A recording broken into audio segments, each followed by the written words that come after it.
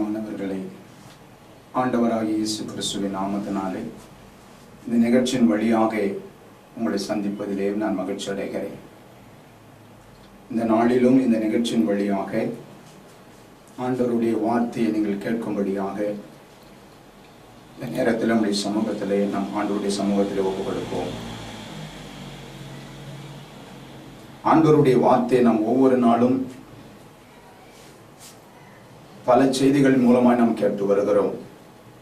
ஆண்டவர் உங்களுடைய வாழ்க்கையிலே ஜெபத்திலே உங்களோடு கூட பேசுகிறார். ஆலயத்திற்கு போகிற போது ஊழியக்காரர்களோடு கூட கர்த்தர் உங்களோட பேசுகிறார். வேத புத்தகத்தின் மூலமாக அநேக வார்த்தைகளை நீங்கள் படிக்கிற போது கர்த்தர் உங்களோடு கூட பேசுகிறார். கர்த்தர் பேசுகிறதை நீங்கள் அறிய முடிகிறது. கர்த்தருடைய வார்த்தையை நீங்கள் பலமுறை கேட்டிருக்கிறீர்கள். அந்த வார்த்தையை கேட்பது மட்டும் இல்லாமல் அந்த வார்த்தையின் மேல் ஒரு நம்பிக்கையை வைக்கிற போதுதான் அந்த வார்த்தை உங்களுடைய வாழ்க்கைக்கு ஆசீர்வாதத்தையும் சமாதானத்தையும் அற்புதங்களையும் செய்யக்கூடியதாக செயல்படுகிறது.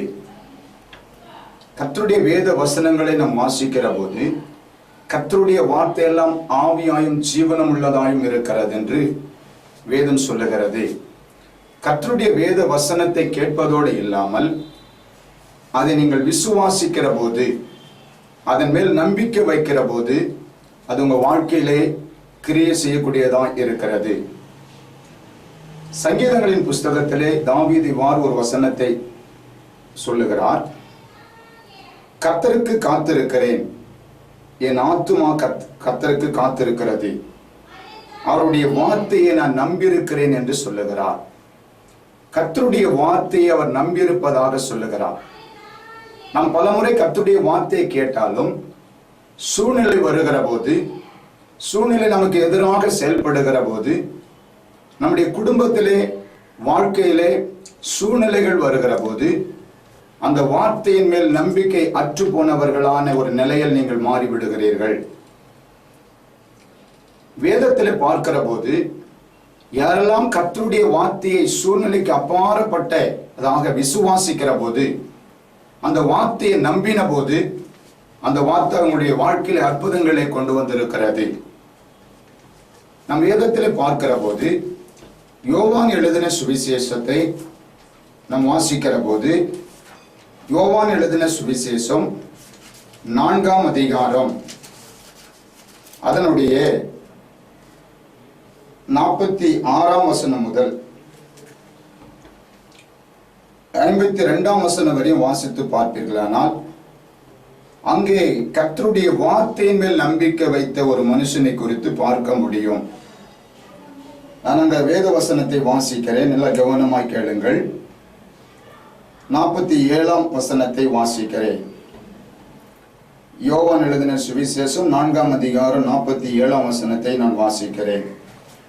இயேசு யூதேயாவில் இருந்து கலிலேயாவுக்கு வந்தார் என்று அந்த மனுஷன் கேள்விப்பட்ட போது அவரிடத்திற்கு போய் தன் மகன் மரண அவஸ்தையாய் இருந்தபடினாலே அவனை குணமாக்கும்படி வரவேண்டும் என்று வேண்டிக் கொண்டான். அப்பொழுது இயேசு அவனை நோக்கி, நீங்கள் அடையாளங்களையும் அற்புதங்களையும் காணாவிட்டால் விசுவாசிக்க மாட்டீர்கள் என்றார். அதற்கு ராஜாவின் மனுஷன், ஆண்டவரே, என் பிள்ளை சாகிறதற்கு முன்னே வர வேண்டும் என்றான். என் பிள்ளை சாகிறதற்கு முன்னே நீர் வர வேண்டும் என்றான்.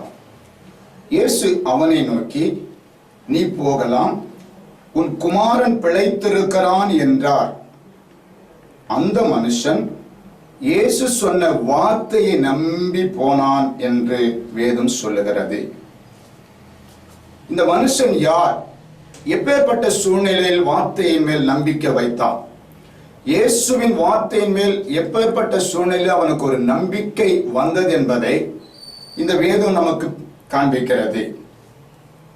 பாருங்கள், அவனுக்கு இருந்த ஒரே மகன் மரண அவஸ்தைப்படுகிறான்.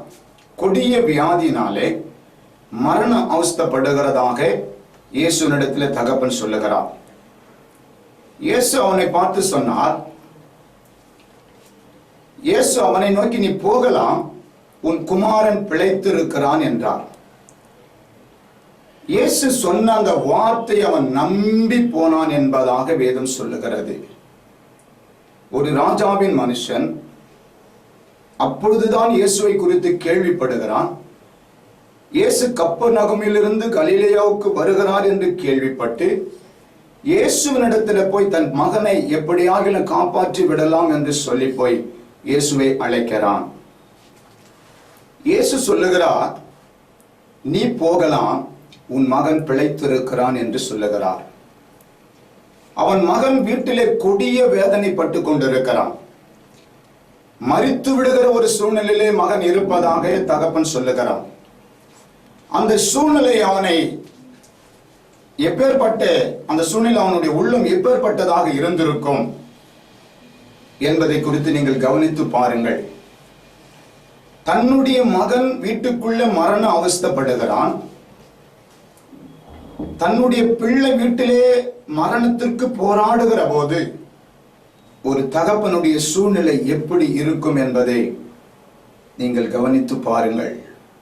அந்த நேரத்தில் அந்த மனுஷன், இயேசுவை அழைக்க வந்த அந்த மனுஷன், இயேசு சொல்லுகிறார் அந்த மனுஷனை பார்த்து, நீ போகலாம், உன் குமாரன் பிழைத்திருக்கிறான் என்றார். அவன் அந்த வார்த்தையை நம்பி போனான் என்று வேதம் நமக்கு சொல்லுகிறது. இதை கொஞ்சம் நீங்கள் கவனித்து பாருங்கள். அந்த சூழ்நிலையிலே உன் மகன் பிழைச்சிட்டான் என்று சொல்லுகிற போது எப்படி அவருடைய உள்ளத்திலே இயேசுவின் வார்த்தையின் மேல் நம்பிக்கை வந்திருக்கும்? அந்த மனுஷன் உங்களைப் போல ரட்சிக்கப்பட்டு ஒரு ஆலயத்திற்கு போன ஒரு மனிதன் அல்ல, ஞானஸ்தானம் எடுத்த மனிதன் அல்ல, வேத புத்தகத்தை வாசித்து வேதத்தில் உள்ள பிரமாணங்களை அறிந்து கொண்ட ஒரு மனிதன் அல்ல. அவரை குறித்து வேதம் சொல்லுகிற போது அவன் ஒரு ராஜாவின் மனுஷன் என்று எழுதப்பட்டிருக்கிறது.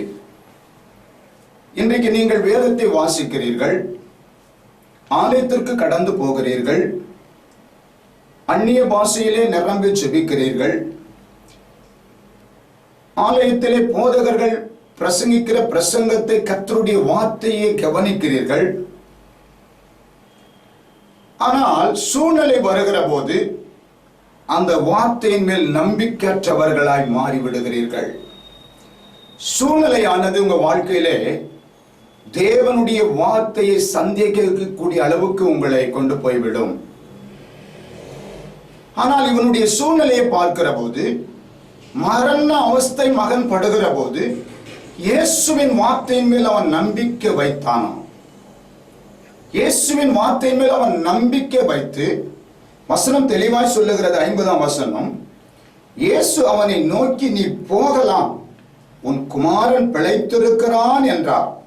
அந்த மனுஷன் இயேசு சொன்ன வார்த்தையை நம்பி போனான். கீழ் வசனத்தை நான் வாசிக்கிறேன். அவன் போகையில் அவனுடைய ஊழியக்காரர் அவனுக்கு எதிர்கொண்டு வந்து, உம்முடைய குமாரன் பிழைத்திருக்கிறான் என்று அறிவித்தார்கள். எனக்கு அன்பானவர்களே, உன் குமாரன் பிழைத்திருக்கிறான் என்ற ஒரு செய்தி அவன் காதிற்கு வருகிறது. இது எப்போ அவன் குமாரன் பிழைத்ததாக நீங்கள் நினைக்கிறீர்கள்? இயேசு எப்பொழுது உன் குமாரன் பிழைத்திருக்கிறான் என்று சொன்னாரோ, அந்த வார்த்தையை அவன் நம்பின போதே வீட்டுக்குள் இருக்கிற அவனுடைய மகன் பிழைத்து விட்டான். கிறிஸ்துவின் மேல் நம்பிக்கை வைக்கிறவர்கள் எப்பேற்பட்ட சூழ்நிலையிலும் அவர்கள் வெற்றி பெற முடியும் என்பதற்கு அவருடைய இது ஒரு நமக்கு அடையாளமாக வைக்கப்பட்டிருக்கிறது. இந்த சம்பவத்தை நீங்கள் கவனித்து பாருங்கள். அவன் கடந்து வீட்டுக்கு போகிற போது வழியிலே சொல்லுகிறார்கள், உன் குமாரன் பிழைத்து விட்டான். எனக்கு அருமையானவர்களே, சூழ்நிலையை பாராமல் உங்கள் பிரச்சனை எதுவாயிருந்தாலும் இயேசுவின் வார்த்தையை நீங்க நம்புங்கள். சூழ்நிலைக்கு அப்பாற்பட்டவர் இயேசு. சூழ்நிலைகள் எல்லாம் கையாளுகிறவர் இயேசு. காற்றையும் கடலையும் அதட்டுகிறவர் உங்களுடைய ஆண்டவர் என்பதை நீங்கள் மறந்து போகாதீர்கள். எப்பேற்பட்ட சூழ்நிலையிலும் ஆண்டவருடைய வார்த்தையின் மேலே நம்பிக்கை இருக்கிற பிள்ளைகள் தான் வெற்றி உள்ள வாழ்க்கை வாழ முடியும் கிறிஸ்துவுக்குள்ளாக. யோபு என்ப ஒரு பக்தனை குறித்து நீங்கள் வேதத்திலே வாசித்திருக்கலாம். பல பிரசங்கங்களை நீங்கள் கேட்டிருக்கலாம். யோபு வாழ்க்கையில நடந்த சம்பவம் இன்றைக்கு இன்றவரை எந்த மனிதனுடைய வாழ்க்கையிலும் இதுவரை நடக்கவில்லை. இந்த யோபு சொல்லுகிறார், யோபு 13ஆம் அதிகாரம் 15ஆம் வசனத்திலே, என்னை கொன்று போட்டாலும் அவர் மேல் நம்பிக்கையாயிருப்பேன், என்னை கொன்று போட்டாலும் அவர் மேல் நம்பிக்கையாயிருப்பேன் என்று சொல்லுகிறார். இந்த எப்பேற்பட்ட இந்த சூழ்நிலையிலே இந்த வார்த்தை அவர் சொல்லுகிறார் என்பதை நீங்கள் பார்க்கிற போது உங்க சூழ்நிலையை கண்டு நீங்கள் கலங்க மாட்டீர்கள். உங்க சூழ்நிலையை கண்டு துவண்டு போக மாட்டீர்கள். உங்களுக்கு இருக்கிற பிரச்சனை பெரிதாக உங்களுக்கு தெரியாது. இந்த வார்த்தையை அவன் சொல்லும் போது எப்பேற்பட்ட சூழ்நிலை சொல்லுகிறான், தன்னுடைய பிள்ளைகளை இழந்து, தன்னுடைய வீட்டை இழந்து, தன்னுடைய எல்லா ஆஸ்தியும் இழந்து, எல்லாவற்றையும் விட்டு தன் வீதியிலே சாம்பலிலே புழுதிலே உட்கார்ந்து கொண்டு தன் ஓட்டை எடுத்து சுரண்டி கொண்டு கொடிய வேதனைப்படுகிற நேரத்திலே இந்த வார்த்தையை அவன் சொல்லுகிறான். சூழ்நிலைக்கு அப்பாற்பட்ட வார்த்தையானது யோபின் வாயிலிருந்து புறப்படுகிறதை நாம் பார்க்கிறோம். ஒருவேளை யோபு வசதியா இருக்கிற போது, யோபு செல்வ சீமானா இருந்து ஆசீர்வாதமா வாழ்ந்த காலத்தில் இந்த வார்த்தையை சொல்லியிருந்தாலும் இது ஒரு சாதாரணமா இருந்திருக்கும். ஆனா சூழ்நிலைகளை பார்க்கிற போது அவன் கொடிய வேதனைப்படுகிற அந்த நேரத்திலே, என்னை கொன்று போட்டாலும் நான் கர்த்தர் மேல் நம்பிக்கையாயிருப்பேன். பாருங்கள், அந்த நம்பிக்கை தான் அவனுக்கு இரட்டத்தனையான ஆசீர்வாதத்தை கொண்டு வந்தது. எனக்கு அருமையானவர்களே, நம்பிக்கை ஒருபோதும் வெட்கப்பட்டு போக மாட்டீர்கள். கர்த்தரை நம்புகிற மனுஷன் செழிப்பான். கர்த்தரை நம்புகிறவர்கள் என்றென்றைக்கும் சீயோன் பர்வதத்தை போல நிலைத்திருப்பார்கள். கர்த்தரை நம்புகிறவர்கள் கைவிடப்பட்டதில்லை. சங்கீதம் 37:5 சொல்லுகிறது, உன் வழியை கர்த்தருக்கு ஒப்புவித்து அவர் மேல் நம்பிக்கையாயிரு, அவரே காரியத்தை வாய்க்க செய்வார் என்று சொல்லுகிறது. சூழ்நிலைகளை நீங்கள் பார்க்காதீர்கள். உங்க பிரச்சனைகளை நீங்கள் பார்க்காதீர்கள். நீங்க ஆலயத்துக்கு போய் கேட்கிற கர்த்தருடைய வார்த்தையை கவனியுங்கள். டிவி நிகழ்ச்சி மூலமா கேட்கிற வார்த்தைகளை கவனியுங்கள். நீங்கள் செபிக்கிற போது ஆண்டவர் உங்களோடு கூட பேசுகிற வார்த்தையை மேல் நம்பிக்கை வையுங்கள். நீங்கள் வேதத்திலே வாசிக்கிற போது அந்த வேத வசனம் உங்களோடு கூட பேச ஆரம்பிக்கிறது. அந்த வார்த்தையை நம்புங்கள்.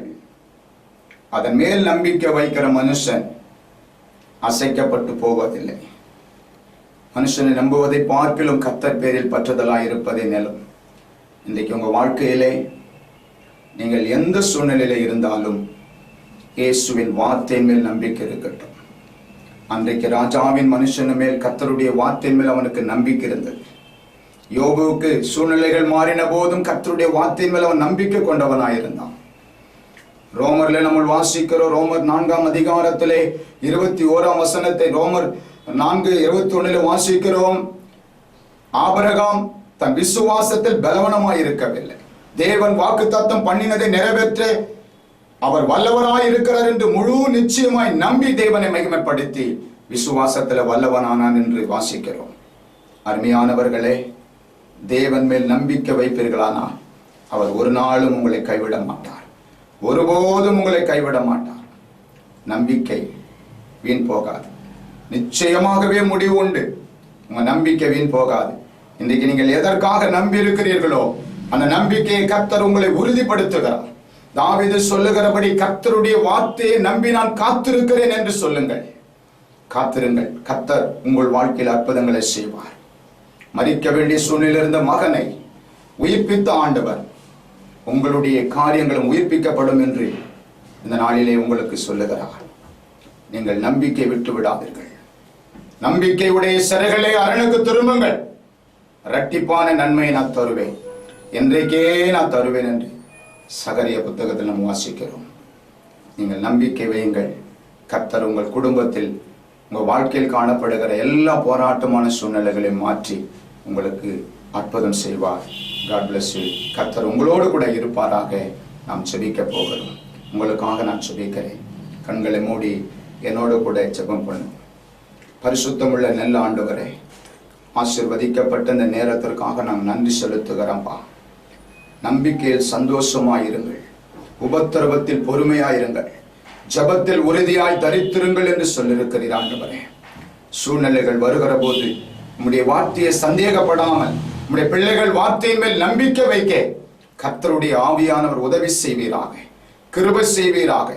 இந்த நாட்களிலே ஆண்டவர் இந்த செய்தியை கேட்டுக்கொண்டிருக்கிற உம்முடைய பிள்ளைகள் மேல் கர்த்தருடைய ஆவியானவர் பலமாய் இறங்கும்படிக்கு நான் ஜெபிக்கிறேன்.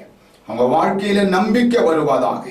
இந்த வார்த்தையை கேட்பதோடு மட்டும் இல்லாமல் இந்த வார்த்தையின் மேல் நம்பிக்கை கொண்டவர்களாய் வாழ நம்முடைய பிள்ளைகளுக்கு கிருபை செய்யுங்க ஆண்டவரே. நம்பியிருக்கிற காரியங்களிலே கர்த்தர் ஜெயத்தை கொடுப்பீராக, வெற்றியை கொடுப்பீராக. நம்முடைய பிள்ளைகளுடைய வாழ்க்கையில எல்லா சூழ்நிலைகளும் மாறுவதாக. நீர் அப்படி செய்கிறதற்காக உமக்கு ஸ்தோத்திரம். எல்லா பிரச்சனைகளிலும் உம்முடைய பிள்ளைகள் விடுதலையாக்கப்பட்டு சந்தோஷமாய் வாழ்வதற்கு உம்முடைய வார்த்தையை நம்பி ஜீவிப்பார்களாக. நீர் அப்படி செய்கிறதற்காக உமக்கு ஸ்தோத்திரம். உம்முடைய பிள்ளைகள் ஆசீர்வதிப்பதற்காய் ஸ்தோத்திரம். நம்பினவர்களை தேவன் கைவிடாதபடி காத்தருளும்படிக்கு நான் ஜெபிக்கிறேன். நீர் அப்படி செய்கிற கிருபைக்காக நன்றி செலுத்துகிறோம். எல்லா மகிமையும் கனத்தையும் உமக்கே செலுத்துகிறேன். இயேசுவின் நாமத்தில் ஜெபிக்கிறேன் நல்ல பிதாவே. ஆமென், ஆமென். God bless you. கர்த்தர் உங்களை ஆசீர்வதிப்பாராக.